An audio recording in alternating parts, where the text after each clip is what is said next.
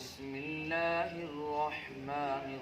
الرحيم ولقد صرفنا في هذا القرآن ليذكروا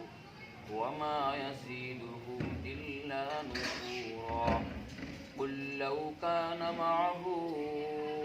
آلهة كما يقولون إذا لابتغوا إلى ذي العرش سبيلا سبحانه وتعالى عما يقولون علوا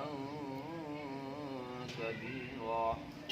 تسبح له السماوات السبع والأرض ومن فيهن وإن من شيء إلا يسبح بحمده ولكن لا تفقهون تسبيحهم إنه كان حليما غفورا وإذا قرأت القرآن جعلنا بينك وبين الذين لا يؤمنون بالآخرة حجابا مستورا وجعلنا على قلوبهم أكنة أن يفقهوه وفي آذانهم وقرا وإذا ذكرت ربك في القرآن وحده ولوا على أدبارهم نفورا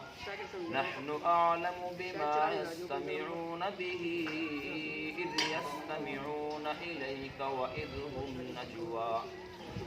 هم نجوى إذ يقول الظالمون إن تتبعون إلا رجلا مسحورا انظر كيف ضربوا لك الأمثال فضلوا فلا يستطيعون سبيلا وقالوا أئذا كنا عظاما ورفاتا أئنا لمبعوثون خلقا جديدا قل كونوا حجارة أو حديدا أو خلقا مما يكبر في صدوركم فسيقولون